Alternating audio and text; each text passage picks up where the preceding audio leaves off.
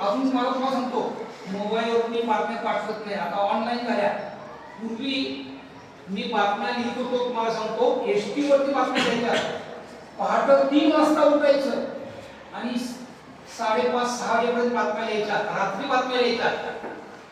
2-3 तास फक्त मी झोपत होतो आणि अक्षरशः लिहून लिहून 1-1 किलो वजनाचे कागद मी तयार केलेले आहेत असे, आणि बोट रक्ताळायची, इतकं लिखाण माझ्या हातात झालेलं आहे.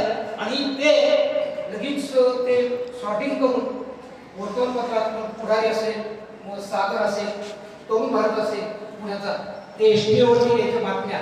आणि हे नोकरी करून शाळेतला शिक्षक म्हणून शाळेवर कुठलाही परिणाम न होता माझ्या मिसेस सुद्धा सकाळी म्हणजे मी शाळेत जागा तास घ्यायचो त्यावेळी त्या स्वतः बातम्या द्यायला एसटी स्टँडवर जाणार